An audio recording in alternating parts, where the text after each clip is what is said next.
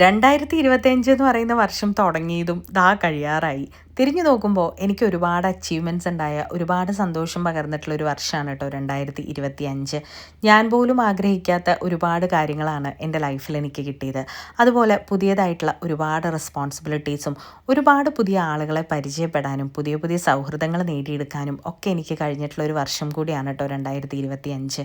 ന്യൂസിലൻഡിൽ എല്ലായിടത്തും Christmas vibes ഒക്കെ അടിച്ച് തുടങ്ങിയിട്ടുണ്ട്. അപ്പം എന്താ നമുക്ക് സിറ്റിയിലുള്ള ക്രിസ്മസ് എത്രത്തോളം എത്തിയിട്ടുണ്ടെന്ന് കാണാമെന്നും പറഞ്ഞാണ് നമ്മൾ ഇന്ന് വണ്ടിയും പിടിച്ച് ഓക്ലൻഡ് CBDയിലേക്ക് എത്തിയിട്ടുള്ളത്.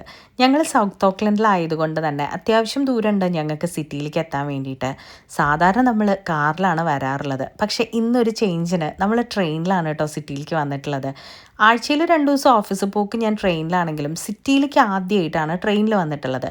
ടക്കനീനി സ്റ്റേഷനിൽ വണ്ടിയൊക്കെ പാർക്ക് ചെയ്ത് നമ്മൾ ട്രെയിനും പിടിച്ച് സിറ്റിയിലേക്ക് എത്തിയിരിക്കുകയാണ് കേട്ടോ. ഇതുവരെയും ഇരുട്ടായിട്ടില്ല. ഏതാണ്ട് ഒരു 7-7:30 മണിയായിട്ടുണ്ട്. പക്ഷെ അത്യാവശ്യം നല്ല വെളിച്ചവും വെയിലും ഒക്കെ ഉണ്ട്. നമ്മളിതാ ഇങ്ങനെ തെണ്ടി തിരിഞ്ഞ് നടന്നുകൊണ്ടിരിക്കുകയാണ് കേട്ടോ. നല്ല രസമായിരുന്നു സിറ്റി കാണാൻ വേണ്ടിയിട്ട്. എല്ലായിടത്തും സ്റ്റാർസും ലൈറ്റ്സും ഒക്കെ തുടങ്ങിയിട്ടുണ്ട്. പൊതുവേ സിറ്റിയിലേക്ക് വരാൻ ഭയങ്കര ഇഷ്ടമുള്ള ഒരാളാണ് കേട്ടോ ഞാൻ. കാരണം ഇവിടുത്തെ ബിൽഡിങ്സിനൊക്കെ എന്തെന്നില്ലാത്തൊരു പ്രത്യേകത എനിക്ക് എപ്പോഴും തോന്നാറുണ്ട്. പഴയതും നല്ല ഉയരം കൂടിയതുമായിട്ടുള്ള എന്തൊക്കെയോ പ്രത്യേകതകളുള്ള കെട്ടിടങ്ങളാണ് ഇവിടെ ഓക്ലൻഡ് CBDയിൽ നിന്ന് എനിക്ക് എപ്പോഴും തോന്നിയിട്ടുണ്ട്. സംഭവം സിറ്റിയൊക്കെ ആണെങ്കിലും വലിയ തിക്കും തിരക്കും ബഹളമൊന്നും നമുക്കിവിടെ കാണാൻ പറ്റില്ല കേട്ടോ. നമ്മുടെ ന്യൂസിലൻഡിൽ പൊതുവേ നൈറ്റ് ലൈഫ് വളരെ ശോകമാണ്.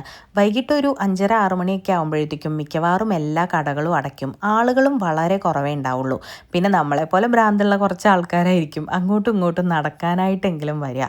ഇവിടെ എല്ലായിടത്തും ക്രിസ്മസ് വൈബാണ്. ബസ് വരെ ക്രിസ്മസ് തീമിലാണ് കേട്ടോ ഡെക്കറേറ്റ് ചെയ്ത് വെച്ചിട്ടുള്ളത്. ഇവിടെ വന്നതിന് ശേഷമാണ് കേട്ടോ ക്രിസ്മസ് ഡെക്കറേഷൻസും ക്രിസ്മസ് ലൈറ്റ്സും ഒക്കെ ഇത്രയും അധികം ഞാൻ കാണാൻ തുടങ്ങിയത്. നാട്ടിലുള്ള സമയത്ത് മിക്കവാറും കടകളിലും വീടുകളുടെ മുമ്പിലുമൊക്കെ നിറയെ സ്റ്റാറുകൾ തൂക്കും. പിന്നെ എല്ലാ ബേക്കറിയിലും എലൈറ്റിൻ്റെ പ്ലം കേക്ക്സ് ഉണ്ടാവും. ശരിക്കും പറഞ്ഞാൽ ക്രിസ്മസിൻ്റെ സമയത്താണ് എലൈറ്റിൻ്റെ പ്ലം കേക്ക് ഏറ്റവും അധികം നമ്മളെല്ലാവരും കാണുന്നുണ്ടാവുക. മറ്റുള്ള സമയങ്ങളിൽ എനിക്കത് അത്രയ്ക്ക് അങ്ങോട്ട് കണ്ടതായിട്ടുള്ള ഓർമ്മ തന്നെ ഇല്ല കേട്ടോ.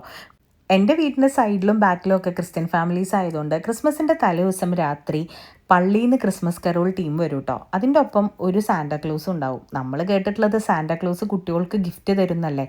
ഇനി നമ്മൾ കുട്ടികളാണെന്ന് കണ്ടിട്ട് നമ്മൾ ക്രിസ്ത്യൻസ് അല്ലെങ്കിലും എങ്ങാനും സാന്റാക്ലോസിന് ഗിഫ്റ്റ് തരാൻ തോന്നിയാലോ എന്നും വിചാരിച്ചിട്ട് രാത്രി 11 മണിക്കാണ് വെച്ചാലും വീടിൻ്റെ പുറത്തേക്ക് ഇറങ്ങിയിട്ട് അവർ കാണുന്ന മാതിരി നിൽക്കും കേട്ടോ.